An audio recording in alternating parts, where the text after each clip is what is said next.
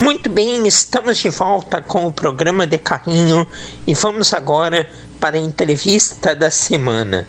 Nesta semana vamos falar dos assuntos do Internacional. Enquanto a dupla Grenal não retorna às competições, que estão aí cada vez mais próximas de serem retornadas, a gente aborda aí os momentos de cada clube e hoje o assunto é o Inter. E para falar da preparação para o segundo semestre e fazer aí um resumo de tudo que vem acontecendo, conversamos com um grande parceiro do De Carrinho, é o Alê Dornelles, conselheiro colorado. Boa tarde, Alê. Seja muito bem-vindo novamente ao nosso programa. E aí, Cassiano, como é que tá, meu consagrado? É sempre um prazer poder conversar contigo e fazer parte do De Carrinho, né, cara? Que já tem aí uma longa trajetória e sempre que eu posso, contribuo com esse teu baita programa, cara. É sempre muito bacana conversar com um amigo. A gente já pode aí bater papo algumas vezes, sabe muito de futebol, muito da parte tática e, claro, muito do Internacional, seu amor, sua paixão. E para início de conversa, Lê, vamos agora falar um pouco. A gente já bateu papo já tem algum tempo pela última vez, foi no ano passado. Então, de lá para cá, como que você tem observado aí o momento colorado, especialmente neste início de ano, título gaúcho, vaga aí para as oitavas da Libertadores, da Copa do Brasil e um início ruim no Campeonato Brasileiro? Então, Cassiano, o Inter, né, depois de conquistar o Campeonato Gaúcho, que era um título que a gente buscava já tinha bastante tempo, né, foram praticamente 8 anos sem vencer esse campeonato e a gente conseguiu manter aqui no Rio Grande do Sul a hegemonia de que só o Esporte Clube Internacional é octa do Campeonato Gaúcho. Isso é uma baita conquista, né? Não é uma pouca conquista. E dentro desse cenário, cara, o Internacional, por conta da sua realidade financeira, encontra dificuldades para ter um elenco encorpado o suficiente para dar conta de disputar os campeonatos, né, que o Inter faz parte, que é o Campeonato Brasileiro, a Copa do Brasil e a Libertadores da América. E o calendário ele acaba sacrificando muito o time, né, o elenco como um todo, na verdade, porque além de não ter um tempo sensato de recuperação dos atletas, a gente também deixa de fazer treinamentos, né? Certa vez, cara, num curso dado pelo Cristiano Nunes, quando era preparador físico do Internacional, e agora ele inclusive saiu do Galo para assumir o cargo na seleção brasileira, ele apresentou números referentes ao Internacional, ao Grêmio e aos times do Nordeste, em relação aos times do centro do país, ali da região Sudeste, na verdade, de quanto a gente perde de tempo em deslocamento em relação aos times do centro do país, em que poderia estar servindo para recuperação de atletas e treinamento, né? E ao final do ano, cara, o montante ele é muito, muito grande, né? Então essa realidade obviamente nos afetou de forma negativa diretamente, né? Então a gente teve aí uma série de jogadores lesionados e isso foi desfalcando o time. E em algumas oportunidades entrou até o nosso quarto reserva, né? Que é o caso do Luca, por exemplo. Então, é claro que o nível de competitividade do time acabou caindo, né? Embora a gente tenha feito uma excelente campanha na fase de grupos da Libertadores, daquele grupo que todo mundo chamava de grupo da morte, né? E o Inter conseguiu se classificar em primeiro lugar, fez uma partida de excelência contra o Bahia na última rodada, mostrando o potencial do nosso time, né? Mas infelizmente por conta do calendário e os desdobramentos disso, né?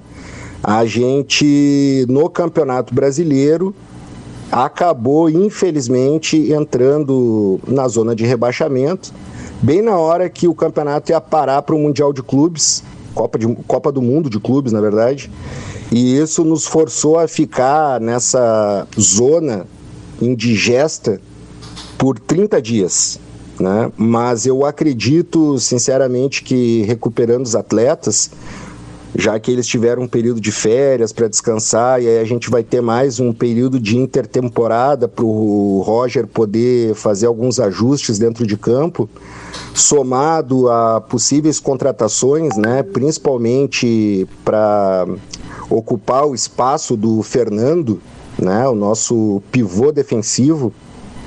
Eu acredito que a gente vai voltar desse hiato de 30 dias sem jogos muito melhor do que a forma que a gente terminou essa primeira metade do calendário de 2025. Sem dúvida, é isso que a torcida colorada espera, que o Internacional aí possa retornar bem, melhor do que o momento em que saiu. É muito complicado mesmo essa sequência de partidas, e você toca em um ponto muito verdadeiro, que é a questão geográfica dos times do Sul, dos times do Norte, do Nordeste, pois a gente está na ponta de baixo do Brasil.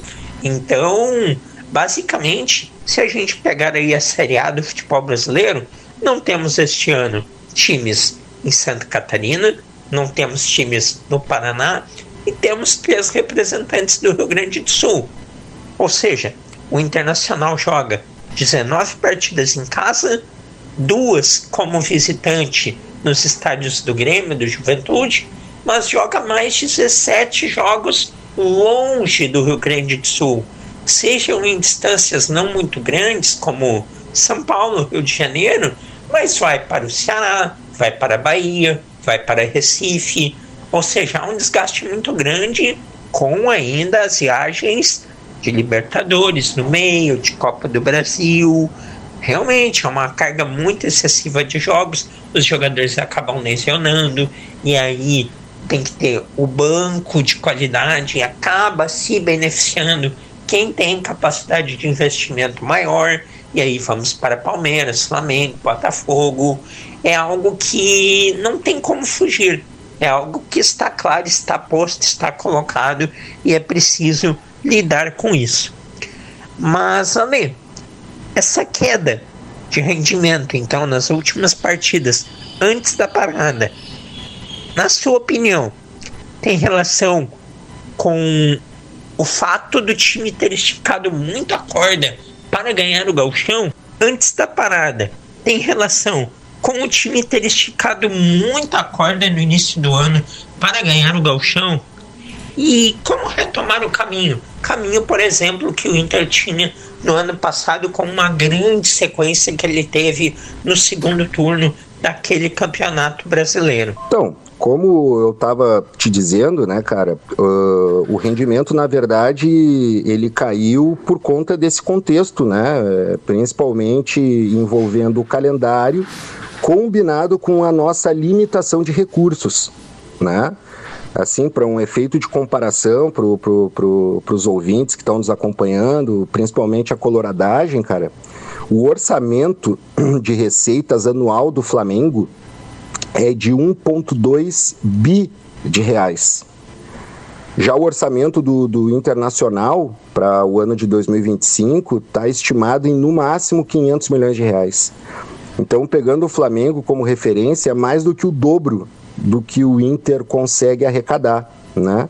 Então isso vai se apresentar também no tamanho do elenco, na quantidade de peças com alto nível, né, que são capazes de performar em altíssimo nível caso o titular saia, né? Embora também, Cassiano, é importante todo mundo se dar por conta de que no futebol de elite praticado hoje no mundo, nenhum treinador, nenhum clube trabalha mais com aquela ideia de 11 titulares, né? Os titulares não são os 11 que são escalados para iniciar uma partida, né? O futebol de elite hoje, ele costuma trabalhar com um elenco que tem ali em torno de 15, 16 titulares, tá? Então, por isso que é comum a gente ver uma espécie de rodízio em algumas peças, tá? Principalmente nos times de ponta. Isso acontece tanto dentro do Brasil, a gente pode pegar o Flamengo, a gente pode pegar o Botafogo, que é um clube que investiu só esse ano em contratação em torno de 500 milhões de reais, que é o orçamento anual do Inter. Nós temos aí o Palmeiras, né? Principalmente esses 3 times. Dá para colocar aí o Corinthians, embora seja um clube caloteiro, né? São times que têm um nível de investimento e de arrecadação muito superior ao Internacional. E aí tu combina a isso esse calendário que arrebenta, né, com o nosso elenco, com o nosso grupo, impede a gente de conseguir deixar o grupo nas melhores condições. O que acaba acontecendo é uma disparidade, uma relação de desigualdade no campeonato entre alguns times. Infelizmente a CBF está nem aí para isso, os patrocinadores principais do campeonato também estão nem aí, os donos dos direitos de transmissão também estão nem aí, né? Porque, vamos falar a verdade, o que parece é que o que importa é os times do centro do país seguirem ganhando e o resto para eles são meros coadjuvantes. Qual é a solução? A solução seria uma reforma estrutural no futebol brasileiro, principalmente a partir da criação de uma liga, né, entre os clubes, como já funciona na Espanha, na Inglaterra, na França, né? E isso poderia estar acontecendo aqui, mas infelizmente a gente ainda está muito atrás nesse quesito. Desde a época do Clube dos 13, a gente vem falando em liga. O Clube dos 13 nunca conseguiu atingir o seu real propósito. Virou basicamente quem negociava os direitos de transmissão, mas não houve aquela unidade de clubes pegarem juntos e assumirem o controle de uma competição, por exemplo. Isso nunca aconteceu. Na década passada, se tentou a Primeira Liga. Os clubes de São Paulo não vieram nessa proposta. O Flamengo, que estava inserido, quebrou a banca porque queria ganhar muito mais do que os outros. E mais uma vez não foi para frente. Agora, novamente surgiram 2 movimentos, 2 grupos, só que 2 grupos opostos, que não conseguiram sequer convergir para a mesma venda de direitos. Agora se fala que eles podem se unir e tudo mais, mas basicamente um grupo fechou com uma rede, outro grupo fechou com outra, e aí depois o outro voltou para a rede antiga, se fez um pacotão de tudo, mas negociações que não foram unidas, cada um por si. E mais uma vez, diante disso tudo, não existe uma unidade. E acaba sempre a Confederação Brasileira sendo quem organiza, sendo quem tem aí a habilitação para tal. Os grupos de televisão, como você mesmo colocou, não se importam e a banda toca e o sistema segue rolando. E Ale, ainda sobre o Internacional, qual a sua expectativa para os mata-matas que virão e onde o Inter deve, na sua opinião, se reforçar? Cara, o Internacional, velho, é um clube gigante, né? Bicampeão da Libertadores, campeão da Copa do Brasil, tricampeão brasileiro. A nossa camisa pesa muito, é um time de tradição, é um time que sabe jogar competições de mata-mata, né? E é evidente que a Libertadores da América, ela é a grande prioridade para o ano. Isso está muito nítido, embora não tenha saído de uma maneira formal da boca de nenhum dirigente ou da comissão técnica, fica meio evidente quando a gente olha as decisões tomadas, né, dentro de campo, né, que tem sido priorizado a Copa Libertadores da América. Então, além de ser um título muito relevante, a questão da premiação, da visibilidade, tem também a classificação para a Copa do Mundo de Clubes, né? Então, a Libertadores ela ganhou esse ingrediente motivacional para os clubes da América do Sul, né? E eu acredito, cara, que nós vamos fazer um enfrentamento com o Flamengo muito duro. O nosso retrospecto histórico contra o Flamengo, se considerado todas as partidas entre Inter e Flamengo na história, que dá quase 100 jogos, o Inter tem um número maior de vitórias, um número maior de gols marcados em relação ao Flamengo, né? Agora, a gente sabe que é o elenco mais caro do Brasil, é o time brasileiro que performou melhor na primeira fase da Copa do Mundo de Clubes, que está acontecendo nos Estados Unidos, e também eu tenho a esperança de que eles voltem cansados, desgastados por estarem participando da Copa do Mundo de Clubes, né? Porque, diferente do Inter, o Flamengo não vai dar férias para os seus jogadores, eles não vão ter um período de descanso, né? Então, aquele calendário que nos prejudicou e que beneficia os clubes do centro do país também vai agora, de alguma maneira, atingir esses times que estão participando da Copa do Mundo de Clubes. Eles vão poder provar desse remédio horrível, né? E isso, no meu entendimento, acaba, de alguma maneira, equilibrando um pouco as partes, né? E então eu acho que o Inter tem plenas condições, com aquele futebol apresentado, por exemplo, no jogo contra o Bahia, na Libertadores, né? A gente tem plenas condições de superar o Flamengo, ainda que seja um enfrentamento muito duro e muito difícil, né? E uma última coisa assim, que eu poderia dizer a respeito disso, sobre a Libertadores, é que o Inter tem um histórico, né, Cassiano, já está até no âmbito do folclore quase, de que a gente contra times pequenos costuma patinar, e contra times grandes, times mais fortes, que estão com elencos mais caros, a gente costuma performar muito melhor e ter vitórias épicas, né? Isso tá ali na história do Inter, isso. Que é outra coisa que dá pra gente se apegar também. Já em relação à Copa do Brasil, contra o Fluminense, eu entendo que o nosso elenco é melhor que o do Fluminense, o nosso time é melhor que o do Fluminense. As melhores partidas do Internacional no ano, elas são melhores do que as melhores partidas do Fluminense no ano. Então eu entendo que contra o tricolor carioca a gente consiga ter um jogo menos difícil, né? E as chances de passar pelo Fluminense são maiores, no meu entendimento, do que as chances de passar pelo Flamengo. E o problema da questão do calendário que o Flamengo vai enfrentar, o Fluminense também vai enfrentar, já que eles estão participando também da Copa do Mundo de Clubes, né? Pelo Campeonato Brasileiro, a gente teve um enfrentamento com eles no Beira-Rio, a gente acabou perdendo por 2-0, mas a gente estava muito desfalcado, né? E o time extremamente cansado. Então, ali eu acho que não é exatamente um parâmetro para a gente ter uma opinião a respeito do que pode ser esse enfrentamento. Já em relação ao Campeonato Brasileiro, cara, a gente ficou já muito para trás, embora tenha ainda muitos jogos pela frente, o primeiro turno ainda nem foi concluído, mas é óbvio que chance de título é perto do zero.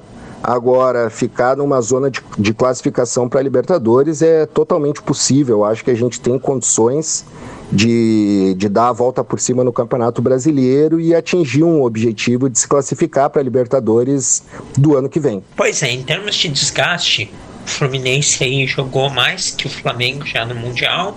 O Flamengo jogou 4 jogos, foi desclassificado há cerca de 6 dias atrás, no confronto contra o Bayern. Então, em termos de desgaste, eu acho que a vantagem do Inter vai ser maior sobre o Fluminense do que sobre o Flamengo. E também o confronto da Libertadores é depois do confronto da Copa do Brasil, é lá em agosto. Tem ainda cerca aí de um mês para os confrontos da Libertadores. E isso pode ser aí para o Flamengo, né, um aspecto positivo, mas os da Copa do Brasil serem antes, já começarem no fim de julho, é positivo para o Inter. Ainda sobre o Flamengo, perdeu aí o Gerson, um grande jogador do meio de campo rubro-negro, mas contratou o Jorginho, que é um jogadorzaço. Com certeza serão grandes compromissos e duelos muito difíceis que o Inter vai ter pela frente, mas como você mesmo colocou, o Inter geralmente faz grandes jogos, grandes partidas, grandes atuações contra grandes equipes. Estamos aqui conversando com Ale Dornelles, conselheiro do Inter, entende muito de bola, mais ainda de internacional. E Ale, falando agora um pouco de finanças, se calcula que o Internacional ainda precisa vender no mínimo 90 milhões de reais este ano. Já vendeu aí uma quantia importante, que o valor máximo projetado, o valor que é necessário que o Inter projeta, o valor mínimo, na verdade, não máximo, o valor que o Inter entende ser necessário é 160 milhões. Ele conseguiu vender já 40. Ele calcula que possa vender mais 30 por um negócio do Johnny indo para o Atlético de Madrid. E aí faltariam 90.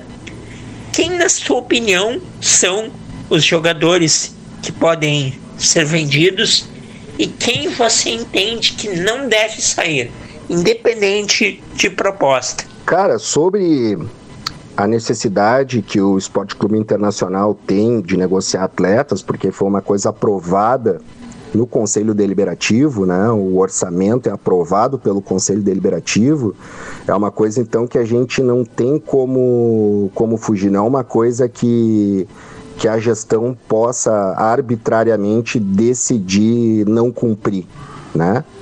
Então vai acontecer saída de atleta, só que pode ser que isso aconteça no final do ano. Ele precisa acontecer no ano de 2025. Não está estipulado que tenha que ser na janela de inverno do Brasil ou na janela de verão do Brasil.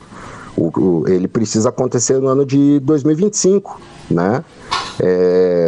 Eu se tivesse um departamento de futebol, eu rejuvenesceria o nosso meio campo. É isso que eu faria e tentaria diminuir a folha salarial tirando 1 ou 2 medalhão do time, né? Já que o Roger não gosta de montar um esquema para aproveitar as características do Ener Valencia, que é um jogador de profundidade, o Roger tende a escalar ele via de regra como pivô. Então é um jogador que eu acho que daria para a gente fazer alguma negociação, né? Recuperar o dinheiro investido nele. E eu te digo bem sinceramente, eu negociaria o Borré também, que entrega muito pouco e a gente gasta muito com ele. A gente teria condições de trazer um jogador tipo o Alejandro, que na minha opinião seria mais barato e entregaria muito mais do que esses dois, e o Alejandro joga dentro das características do modelo de jogo que o Roger gosta, com as funções que o Roger gosta, né? O Alejandro é aquele 9 mais clássico, né? Que faz bem a função de pivô e consegue finalizar bem, né? E daria para ir atrás de mais alguém aí no mercado, sabe? Reduzindo a nossa folha em mais de R$1 milhão tranquilamente. Pelo menos é o que eu faria. Pois é, uma observação importante, essa de que o Inter não precisa necessariamente vender no meio do ano. Eu coloquei isso no programa passado, pois o Gabriel Carvalho é o maior exemplo. O Inter vendeu ele na virada agora, até comecinho de 25, mas contou para o balanço de 24. Então entrou em mais de 100 milhões, mas que foram aí contados para uma venda como uma venda de 2024. Por isso que a necessidade de 25 ainda é grande, mas pode o Inter vender no meio do ano ou pode vender lá no final do ano. E aproveitando que você fala do Ener Valencia, último ponto do Inter para a gente conversar É possível recuperar tecnicamente jogadores como Valência? Você falou aí da forma que o Roger utiliza ele e da base, das categorias de base. Quem mais te chama atenção neste momento? Cara, o Ener não tá mal tecnicamente, não é esse o problema, né? É aquilo que eu falei anteriormente, cara. O problema é que o Ener ele tem características para executar uma determinada função dentro de campo. E o Roger coloca no Ener atribuições para funções que não correspondem às características dele. Essa é a questão, ele é um jogador de profundidade, ele é um cara que tem que receber o passe de ruptura, né? E ele fazendo aquele desbloqueio de ruptura, que é aquela arrancada na vertical em que a bola chega no ponto futuro. E aí ele domina, ele sai sem estar em impedimento, né? Mas quando ele domina a bola, ele já está muito na frente dos zagueiros. Ele tem muita força e velocidade, intensidade também, explosão. Ele não é um jogador para ficar parado na área de pivô para contribuir com o jogo apoiado do Roger pelas beiradas. Ele não joga assim, ele não serve para isso. Esse é o ponto, né? Que o pessoal tem que se atentar, né? Assim como eu não vejo também o Borré, ainda que ele tenha características diferentes do Ener, eu não vejo o Borré com características para executar a função que o Roger quer para esse cara mais avançado ali na frente. Ainda que o Borré eu entenda que combine mais com o modelo do Roger do que o Ener, tá? Sobre a base, cara, eu acho que o Roger tem aproveitado os guri muito bem, né? Eu acho que a gente tem que ter sempre muito cuidado para não arrebentar com o atleta antes mesmo dele acabar vingando. Então, acho que o ritmo que está indo tá bom, acho que é assim que tem que ser mesmo, para ano que vem os caras já arrebentarem, né? Já poderem vir assim com tudo, né? Dos que tem jogado ultimamente, o que mais tem me agradado é o Gustavo Prado, que é um cara que tem bastante energia, é um jogador que pode atuar pelas beiradas, como pelo meio espaço, tanto pela esquerda quanto pela direita, né? Então, o Gustavo Prado, eu acho que hoje é o jogador que mais tem me agradado. Vem entrando muito bem o Gustavo Prado, realmente. Então está certo. Ale Dornelles, conselheiro do Internacional, mais uma vez aqui no De Carrinho, batendo papo. É um grande colorado, um grande conhecedor de futebol, fala com muita clareza e propriedade das tuas ideias. Foi bacana, foi bom. É sempre muito bom te receber. Volte sempre, sucesso e até uma próxima. Bom, Cassiano, eu que agradeço o convite, estou sempre à disposição. O pessoal aí que estiver nos ouvindo, né, e quiser me acompanhar no meu Instagram, @ale.gaieski, embora meu nome de guerra seja Ale Dornelles, eu fiz uma homenagem ao meu pai no meu Instagram, então é ale.gaieski, tá? E eu tô com um projeto, pessoal, não é divulgando nas redes sociais, é pelo WhatsApp, em que eu faço crônicas esportivas, tentando utilizar os conceitos contemporâneos de análise de desempenho do futebol, e eu envio por WhatsApp, né, na minha lista de transmissão. Então, quem tiver interesse, curiosidade ou contato com esse tipo de conteúdo, né, mais contemporâneo, me adiciona lá no Instagram, me manda uma mensagem no direct ali que eu adiciono na minha lista de transmissão. E é isso aí, cara. Um grande abraço e vida longa ao programa, né? E tá sempre de parabéns por tocar esse trabalho aí que na tua região cumpre com um belo papel. Valeu, grande Ale, muito obrigado. Olha, eu acompanhei a crônica aí da última semana, vale a pena conferir. No Instagram do @decarrinho, estamos colocando também o Ale marcando ele. Semana passada a gente colocou a análise dele sobre os brasileiros no Mundial. Fica o convite. Ale Dornelles, conselheiro do Internacional, foi o entrevistado desta semana aqui do programa De Carrinho.